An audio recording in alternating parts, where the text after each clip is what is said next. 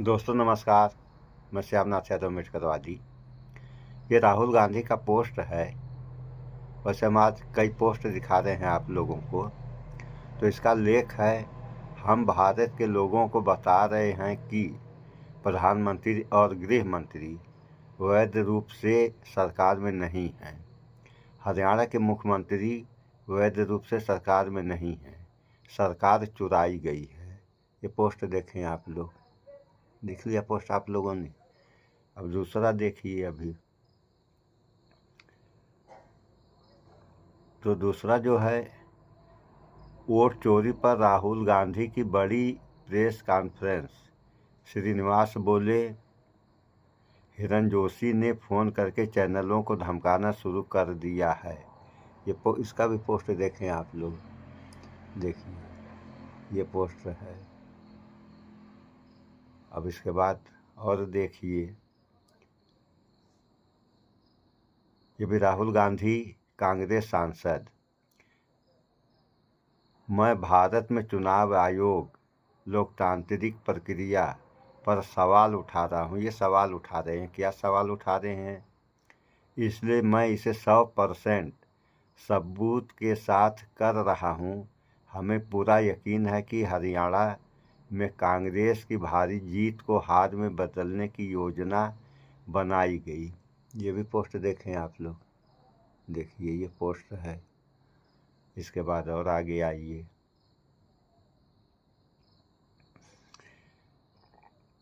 ये चुनाव आयोग को कम से कम निष्पक्ष दिखने की कोशिश तो करनी चाहिए। ये नरेंद्र नाथ मिश्र वरिष्ठ पत्रकार हैं। देखिए इसका भी है ये लेख। और आगे आइए। तो ये सब जो हो रहा है, ये आखिर एक महाराष्ट्र का भी है। तो महाराष्ट्र का है, महाराष्ट्र में रुपये 1800 करोड़ की सरकारी ज़मीन। कीमत आप लोग ध्यान से सुन लें। 1800 करोड़ की सरकारी ज़मीन सिर्फ रुपया 300 करोड़ में मंत्री जी के बेटे को कंपनी को बेच दी। मंत्री जी के बेटे की कंपनी को बेच दी गई। राहुल गांधी नेता प्रतिपक्ष। ये भी देखें आप लोग। अभी आप लोगों को इस पर एक हम वीडियो दिखा रहे हैं। तो ये जो आरोप राहुल गांधी लगा रहे हैं, तो इस पर और आरोप प्रधानमंत्री पर लगा रहे हैं, तो प्रधानमंत्री या मोदी सरकार जवाब दे कि इनका जो है आरोप लगाना गलत है। अगर गलत है तो जवाब दे गलत है। सही हो तो उसका भी जवाब देना चाहिए। और एक बात ये नहीं समझ में आती है, अभी एक आप लोगों को समाचार दिखा रहे हैं। इसका लेख है, ब्राज़ील की मॉडल बनी हरियाणा की वोटर। राहुल के बम से हिले बीजेपी चुनाव आयोग। अब ये सोचने वाली है, मॉडल है ब्राज़ील की और जो है वोटर बनी है हरियाणा की। तो इस पर थोड़ा सा आप लोग इस समाचार को सुन लें, फिर आगे कुछ बात हो। देखिए क्या क्या हो रहा है। अभी दिखा रहे हैं। हाँ देखिए अभी आ रहा है। तो सब क्या करें, हमारी वैसी व्यवस्था तो है नहीं। अब सुनिए आप लोग। सुनिए। वो लॉस में, हार में बदली जाए। कांग्रेस पार्टी हरियाणा के चुनाव को तकरीबन 22,000 वोट से हारी।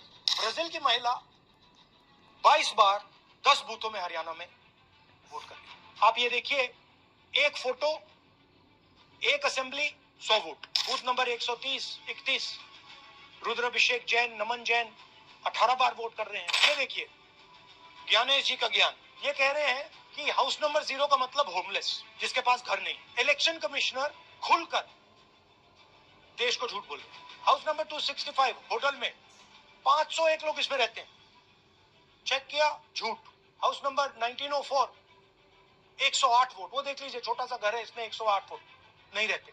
तो ये है इनकी व्यवस्था।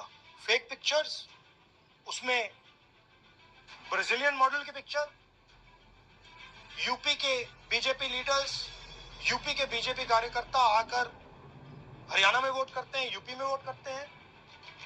ब्लर्ड फोटोग्राफ्स, किसी को रुकवाना हो रुकवा दो, किसी से वोट लगवाना हो लगवा लो।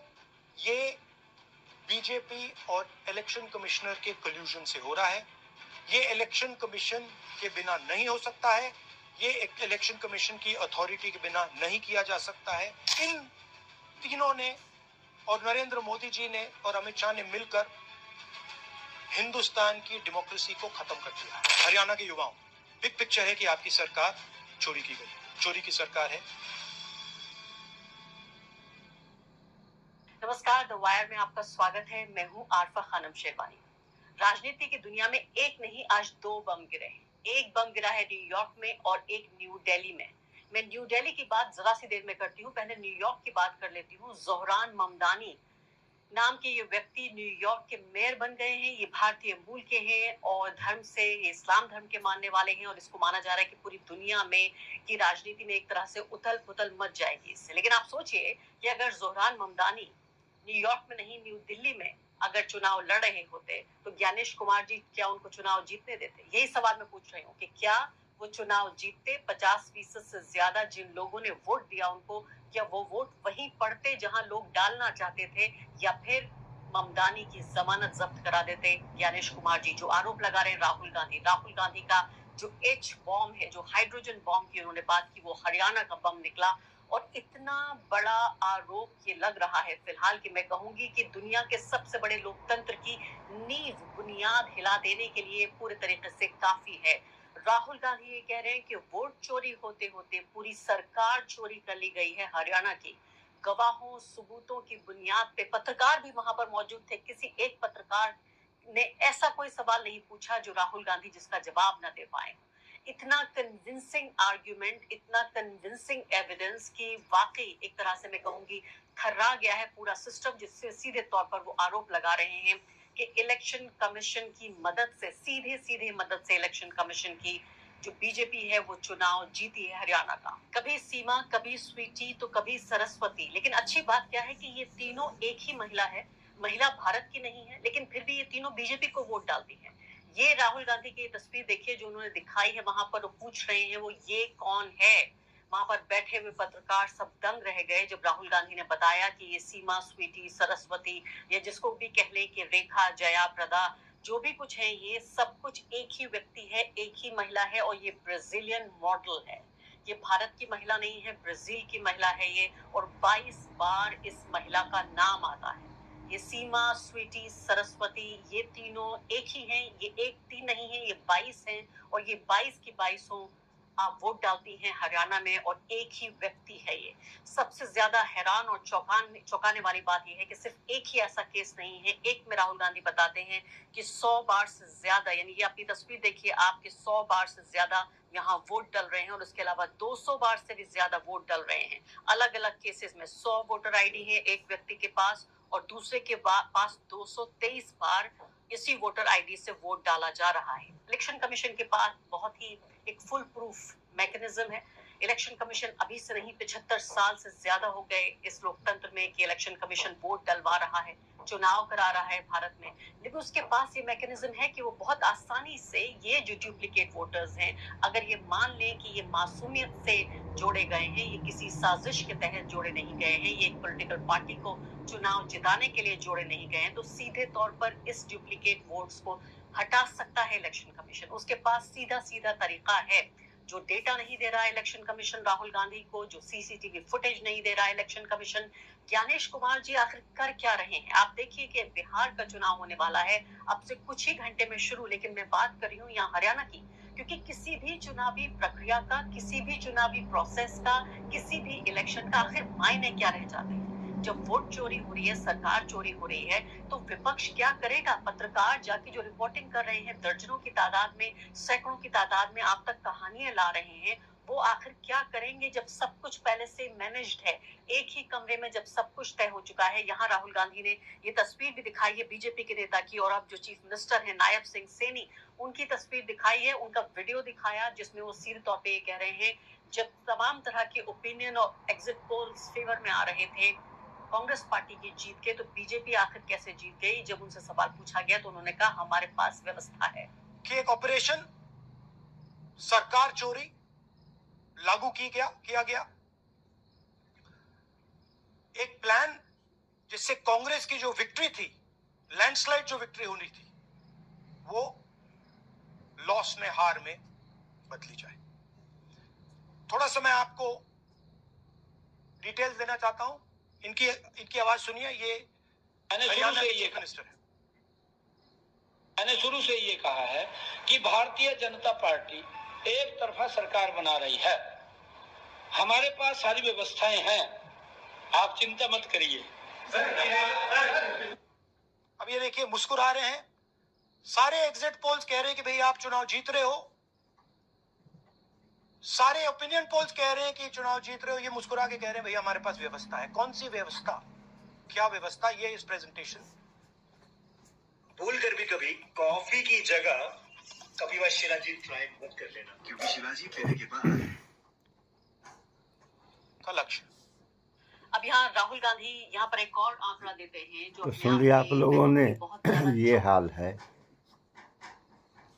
कि मॉडल ब्राज़ील की है, और यहाँ पर जो है हरियाणा में 22 नामों से वोट पोल कर रही है। और बिहार का प्रथम चरण का चुनाव हुआ तो यहाँ भी जो है तमाम चैनलों पर ऐसे समाचार आए कि तमाम लोग, एक दो नहीं, तमाम लोग जो है दिल्ली में भी वोट कर रहे हैं और बिहार में भी आकर वोट कर रहे हैं। तो लोकतांत्रिक व्यवस्था तो ये है नहीं। लोकतांत्रिक व्यवस्था एक आदमी एक वोट, और एक वोट की कीमत जो गरीब की है वही अमीर की, चाहे कोई भी हो। तो ये संवैधानिक नियम है, और अगर संविधान के नियमों का पालन नहीं किया जाएगा तब क्या होगा। अगर अभी नहीं समझ में आ रहा है तो चिंता की बात नहीं है दोस्तों।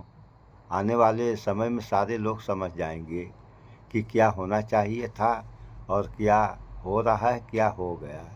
ये कहने की बात नहीं है, थोड़ा समय का इंतज़ार है, सारी बातें सामने आ जाएंगी। और रह गई बात चुनाव की, तो चुनाव निष्पक्ष होने चाहिए। सरकार जो भी बनाए, सरकार देश और जनता के हक के लिए काम करती हैं, और यहाँ क्या हो रहे हैं ये तो आप लोगों के सामने है, कहने की क्या बात है। सो भाईचारा बना कर रहें आप लोग। इस वीडियो में इतना ही।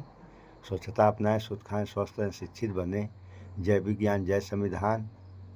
नमस्कार।